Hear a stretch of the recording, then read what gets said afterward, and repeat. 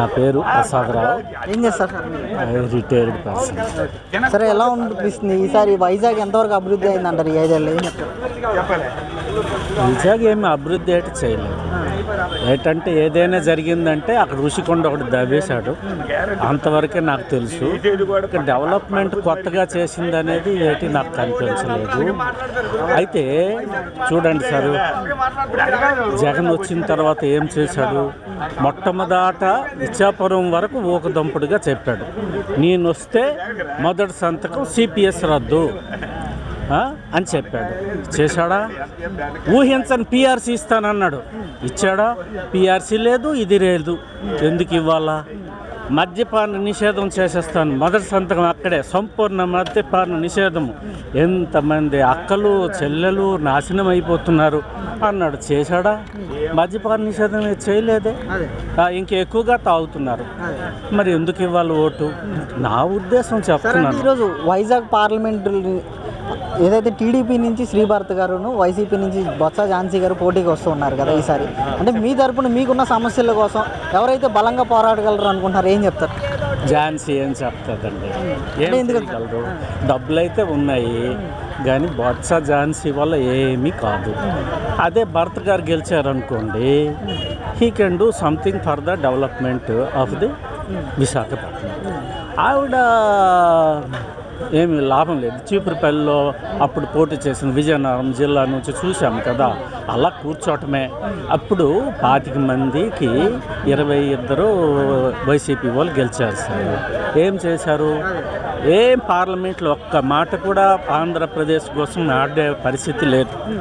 ఆ జగన్ తాలూకా 22 కేసులు ఉన్నాయి కదా, ఆ కేసుల కోసమే అక్కడ మిథున్ రెడ్డి, అవినాష్ రెడ్డి ఏది చెప్తే వీళ్ళు దానికోసమే ఉన్నారు కానీ not for the development of Andhra Pradesh are Visakhapatnam. ఎందుకు ఇవ్వాలి సార్ ఓటు? పోలవరం కట్టాడా? రాజధాని నిర్మించాడా? ఎందుకు ఇవ్వాలి ఓటు? నేను అన్నది నా ఉద్దేశం. ఈ రోజున మేము ఐటీ సెజ్ తీసుకొచ్చాము, ఐటీ సెజ్లో దాదాపు లక్షల్లో ఉద్యోగాలు ఇచ్చాము ఇక్కడ విద్యార్థులు కానీ చెప్తున్నారు. వచ్చిన తర్వాత మొత్తం ఇండస్ట్రీస్ని తరిమేశాడు, ఒక్క ఇండస్ట్రీస్ లేదు. జాబ్ క్యాలెండర్ అన్నాడు, ఏం జాబ్ క్యాలెండర్ ఇచ్చాడు సార్? ఎక్కడ ఇచ్చాడు? జాబ్ క్యాలెండర్ లేదు. మొత్తం 30% అడిగాడు కమిషను, దానివల్ల వాళ్ళు ఇవ్వలేదు, పై రాష్ట్రాలకు పోయినాయి. పూర్తిగా ఇండస్ట్రీస్ అని నాశనం చేసేసాడు. ఏదైనా టీచర్ పోస్టులు ఇచ్చాడా? డిఎస్సి ఇచ్చాడా? ఏటి చేశాడు సార్? ఎందుకు ఇవ్వాలి ఓటు? నేను అడిగేది ఎందుకు ఇవ్వాలి ఓటు? సార్, మరి గతంలో గెలిచిన ఎంఈవి సత్యనారాయణ గారు ఈరోజు వైజాగ్ రైల్వే జోన్ విషయంలో కానీ, స్టీల్ ప్లాంట్ విషయంలో కానీ ఎంతవరకు పోరాటం ఏమన్నా చేశారంటారా? ఏంటి? అతను ఏమీ చేయలేదు. అతను చేసేదంతా అతను ప్రాపర్టీస్ డెవలప్ చేసుకున్నాడు, భూములు ఆస్తులు కబ్జాలు చేసి. నాకు తెలిసి సార్, ఇక్కడ ఒక్కొక్కరిది ఒక్కొక్క ఐడియా ఉంటుంది సార్. నా ఐడియా ఒకలాగా ఉంటుంది, అతను ఇంకొకలాగా ఉంటుంది. కాబట్టి ఎవరు ప్రజలు ఎక్కువ మంది దేనికి సపోర్ట్ చేస్తే వాళ్ళు గెలుస్తారు. సరే అండి, ఇక్కడ వైజాగ్ ప్రాంతంలో గంజాయి వాడకం పెరిగిందని చెప్పి చాలా వార్తలు వస్తున్నాయి. పెరిగింది సార్. గంజాయికి కంట్రోల్ లేదు, హబ్గా మారిందని అంటున్నారు. ప్రతి చోట ఒక గంజాయి, ఈ డ్రగ్స్ దొరుకుతున్నాయి, దానివల్ల యువత పాడైపోతున్నారు, ఎక్కువ అయిపోయింది. సరే అంటే ఇక్కడ ఎర్రమట్టి దిబ్బల విషయంలో కానీ, ప్రభుత్వ భూముల విషయంలో దబిసి పట్టుకుపోయినారు. ఏం చెప్తాం? చెరు వీడు చేసింది ఏటి లేదు. అక్కడెక్కడో ప్యాలెస్లోని పడుకుంటాడు, ఏది చేయడు. ఆ కోటరీ ఎవరో ఉన్నారో వాళ్ళు చేస్తారు అని ప్రజలు అనుకుంటున్నారు. అంటే ఇక్కడ ప్రభుత్వ భూములు కబ్జాలు చేయడం విషయంలో కానీ, లేకపోతే దశపల్ల భూములు కానీ, దేవాలయాల భూములు కానీ, వీటన్నిటిలో కూడా విజయసాయి రెడ్డి గారు హస్తం ఉంది. ఆయనే ఎన్నో కబ్జాలు చేశారని ఆయన మీద ఆరోపణలు ఉన్నాయి. ఎంతవరకు వస్తుంటారు? వాళ్ళు వైజాగ్ వచ్చిందే కబ్జా చేయడం, వాళ్ళ ఆస్తులు డెవలప్ చేసుకోవడానికి. జగన్ రెడ్డి కానీ లేకపోతే విజయసాయి రెడ్డి కానీ వాళ్ళు ఎందుకు వచ్చారు సార్?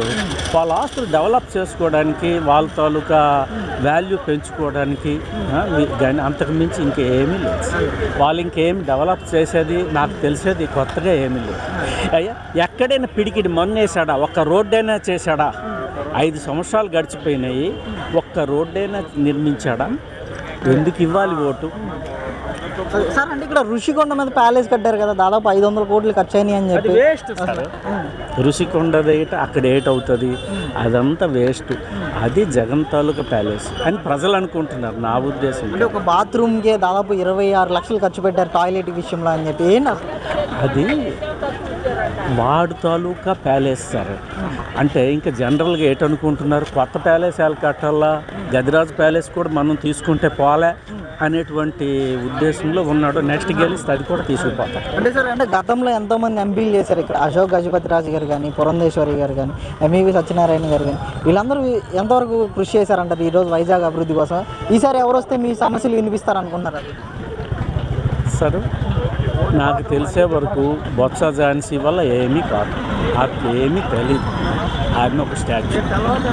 భరత్ గారు గెలిస్తే he will do something for the development of Visakhapatnam. That is my opinion. Sir మరి భరత్ గారికి ఏమైనా మెజారిటీ వస్తుందంటారు ఈ ఎన్నికల్లో? అది నేను చెప్పలేను సార్. అంటే విశాఖపట్నం నుంచి, రాజమండ్రి నుంచి ఇటువైపు ఎవరు చెప్పినా ప్రజలు ఆలకిస్తూనే ఉంటారు. వాళ్ళు ఎక్స్ప్లెయిన్ చేయరు, నేను పలానా పార్టీ అని చెప్పరు అయ్యా. కాబట్టి ఎవరు గెలుస్తారు, తప్పకుండా వీడు గెలుస్తాడనేసి నాకు మాత్రం నా ఉద్దేశం నేను చెప్పలేదు. సరే అండి, చివరిగా ఈరోజు ఏదైతే ఐటీ మినిస్టర్ గారు గుడివాడ అమర్నాథ్ గారు గతంలో ఎన్నో కామెంట్స్ చేశారు. అభివృద్ధి అని అంటే కోడి గుడ్డు పెట్టాలి, పొదగాలి అని చెప్పి మాట్లాడారు కదా, ఎలా అనిపించింది అసలు ఆయన చేసిన వ్యాఖ్యలు? ఆడే వేస్ట్ గాడు సార్. ఆడేం డెవలప్ చేశాడు? ఉన్ని ఇండస్ట్రీలన్నీ తరిమేశాడు. నేనన్నది అయితే పెద్ద ఆయన వాటి కోసం మనం ఎలా మాట్లాడతాం? ఇండస్ట్రీస్ అన్నీ తరిమేశాడు, అన్నీ వెళ్ళిపోయినాయి. మరి ఇక్కడ డెవలప్మెంట్ ఎలాగవుతుంది, ఉద్యోగాలు ఎలాగొస్తాయి? 30% కమిషన్ అడిగితే ఏ ఇండస్ట్రీ ఇక్కడ మనుగడ సాగించగలుస్తుంది? కాబట్టి ఇవంతా ఎవరి వల్ల జరిగింది? ఇండస్ట్రీస్ మినిస్టర్కే అంటారు ఎవరైనా, మరి పై వాళ్ళకి ఎవరికి అంటారు? సరే అంటే మరి గతంలో బొత్స సత్యనారాయణ గారు కూడా ఇండస్ట్రియల్ మినిస్టర్ గారిని చేశారు. మరి ఆయన ఆ టైంలో వోక్స్ వాగన్ కేసులో కూడా ఆయన ఉన్నారని, ఆయన మీద ఆరోపణలు ఎన్నో కేసులు కూడా ఫైల్ అవ్వడం చూసాం కదా, ఎలా అనిపిస్తుంది? బొత్స గారా? బొత్స గారి కోసం ఏంటి చెప్తాను సార్. పిఆర్సీ ఫిక్సేషన్ చేస్తే 6.5 కోసాడు. ఐఆర్లోనా డిఏలోనా చూసుకోండి తగ్గిందా పెరిగిందా అంటాడు. 5 డిఏలు అందులో కలిపేశాడు. అడ్డదిడ్డంగా మాట్లాడిన మనిషి, అతని కోసం మేము ఎలా కామెంట్స్ చేయగలం సార్? ఏదైనా డొంక తిరుగుడుగా చెప్తూనే ఉంటాడు. సో ఓవరాల్గా ఎన్నికలు ఎలా ఉంటాయి అంటారు సార్?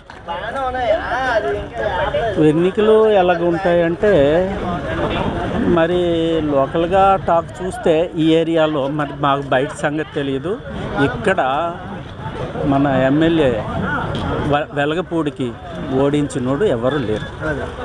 అతని మీద మంచి అభిప్రాయం అయితే ఉంది ప్రజల్లో. ఎల్లాజీ ఏం చేస్తారు? మేము కాంట్రాక్ట్ వర్క్ చేస్తాం, సివిల్ కాంట్రాక్ట్స్. ఎక్కడే బ్రో మీది? One town. అంటే పథకాలు ఎక్కువ పెట్టారు, డెవలప్మెంట్ కంటే ఎక్కువ పథకాలు ఎక్కువ ఉన్నాయి ఈ ప్రభుత్వంలో. డెవలప్మెంట్ చెప్పండి. మెయిన్ అంటే ప్రాబ్లం ఏంటంటే మెయిన్ రోడ్స్ ప్రాబ్లం. రోడ్స్ ఎక్కడికక్కడ కన్స్ట్రక్షన్ గొయ్యలు పడిపోవడం మెయిన్ ప్రాబ్లం.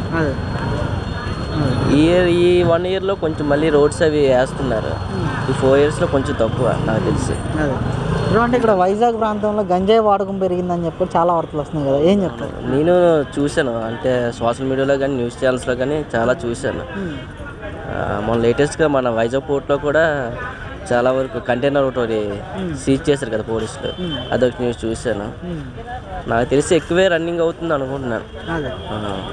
ఏంటి మరి ఇక్కడ ఎర్రమట్టి దిబ్బల విషయంలో కానీ, లేకపోతే ప్రభుత్వ భూముల విషయంలో కానీ అన్నీ కూడా తాకట్లు పెట్టేస్తున్నారని చెప్పి, కబ్జాలు చేశారని చెప్పేసి కూడా చాలా వార్తలు వచ్చాయి. విజయసాయి రెడ్డి గారి మీద ఆయన హోదాలో ఉన్నప్పుడు కూడా ఆయన మీద ఆరోపణలు వచ్చాయి కదా, ఏం చెప్తారు?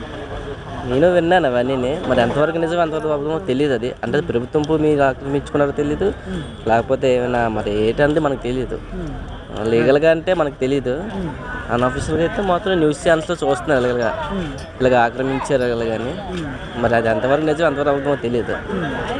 అంటే ఇక్కడ ఐటీ హబ్బులు తీసుకొచ్చాము, ఐటీ హబ్బుని డెవలప్ చేసాము, లక్షల ఉద్యోగాలు ఇచ్చామని అంటున్నారు కదా, గ్లోబల్ సమ్మిట్ పెట్టామని అంటున్నారు. మరి ఎంతవరకు వచ్చాయంటారు, ఏం చెప్తారు?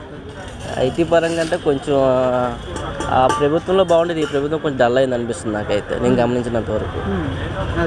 ఆ ప్రభుత్వంలో ఏంటంటే అవుట్ ఆఫ్ నుంచి అదర్ కంపెనీస్ తీసుకొచ్చి ఉద్యోగాలు ఇప్పించడం కానీ డెవలప్ చేయడం కానీ జరిగింది. ఈ ప్రభుత్వంలో అంతగా లేదనుకుంటున్నాను నేను గమనించినంత వరకు. ఇప్పుడు అంటే ఓవరాల్ ఈరోజు రైల్వే జోన్ విషయంలో ఎంతవరకు పోరాటం చేశారంటారు? గెలిచిన ఎంపీ గారు ఏదైతే ఎంఈపీ సత్యనారాయణ గారు ఇక్కడ ఆయన ఎంతవరకు పోరాటం చేశారంటారు? ఏంటంటారు? అదైతే అందుకు ఐడియా లేదు నాకు. అదే అంటే ఈరోజు ఎంపీ అభ్యర్థిగా టీడీపీ నుంచి భరత్ గారును, వైసీపీ నుంచి ఝాన్సీ గారు పోటీకి వస్తున్నారు కదా, వీళ్ళిద్దరి మధ్య పోటీ ఎలా ఉంటుంది? నాకు తెలిసి భర్త వస్తారేమో అనుకుంటున్నాను. ఎందుకని బ్రో? అంటే జనాల్లో నేను చూసినంత వరకు తెలుగుదేశం వరకు ఎక్కువ మక్కువ చూపిస్తున్నారు ఈ ప్రభుత్వం కంటే, అందువల్ల భర్త వస్తారు అనుకుంటున్నాను. అంటే మరి గత 5 ఏళ్ళుగా ఆయన ఓడిపోయి ఉన్నారు కదా భరత్ గారు, ఎటువంటి కార్యక్రమాలు చేశారంటారు? లాస్ట్ టైం కూడా అతను పోటీ చేశారు, ఓడిపోయారు తెలుగుదేశం తరపునే. మరి ఈసారి ఛాన్స్ ఇద్దాం అనుకుంటున్నారేమో అని అనుకుంటున్నాను. చాలా నోట్ల అలాగే వింటున్నాను, ఒకసారి ఛాన్స్ ఇద్దాం మారితే ఏమైనా చేస్తారేమో ప్రభుత్వం అన్నట్టు. అంటే ఈరోజు ఆయనకి ఏమైనా మెజారిటీ వస్తుందంటారా శ్రీ భరత్ గారికి? ఏంటంటే రావచ్చు అనుకుంటున్నాను.